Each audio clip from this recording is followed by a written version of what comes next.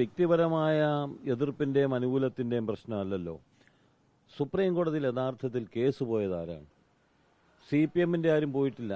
യുവതികൾക്ക് ശബരിമല പ്രവേശനം വേണം എന്ന് ആവശ്യപ്പെട്ട് സുപ്രീം കോടതിയിൽ കേസ് ഫയൽ ചെയ്ത ആരാണെന്ന് നിങ്ങൾ പരിശോധിച്ചാൽ മതി. നമുക്കെല്ലാവർക്കും അറിയാവുന്ന കാര്യമല്ലേ. ഇടതുപക്ഷ ജനാധിപത്യ മുന്നണിയുടെ ഒരാൾ പോലും അങ്ങനെ ഒരു കേസ് ഫയൽ ചെയ്തിട്ടില്ല. അന്ന് വലിയ പ്രമാദമായൊരു വർത്തമാനം എന്നുള്ള രൂപത്തിൽ വന്നത് എൻ്റെ വീട്ടിൽ നിന്ന് സ്ത്രീകളാരും പോകത്തില്ല എന്ന് പറഞ്ഞതാണല്ലോ.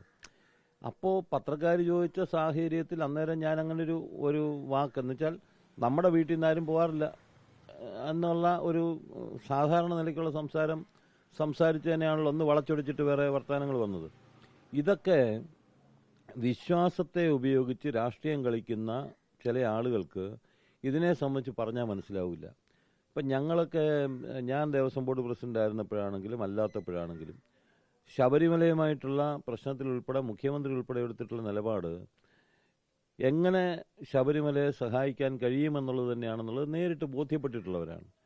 പക്ഷേ ഇപ്പോൾ അത് പറഞ്ഞു കഴിഞ്ഞാൽ എല്ലാ കുറ്റവും അന്ന് സ്ത്രീകൾ കയറിയതിന് മുഴുവൻ കുറ്റവും പിണറായി വിജയൻ്റെ തലയിൽ വെച്ച് കിട്ടുന്ന ഏർപ്പാടാണല്ലോ. അദ്ദേഹം അങ്ങനെയൊന്നും ഇടപെട്ട ആളല്ല. സുപ്രീം കോടതിയുടെ വിധിയുടെ അടിസ്ഥാനത്തിൽ ഒരു ഗവൺമെൻറ് ചെയ്യാൻ കഴിയുന്ന എന്തൊക്കെയാണ് അക്കാര്യങ്ങൾ മാത്രമാണല്ലോ അദ്ദേഹത്തിൻ്റെ ഭാഗത്തുനിന്നുണ്ടായത്.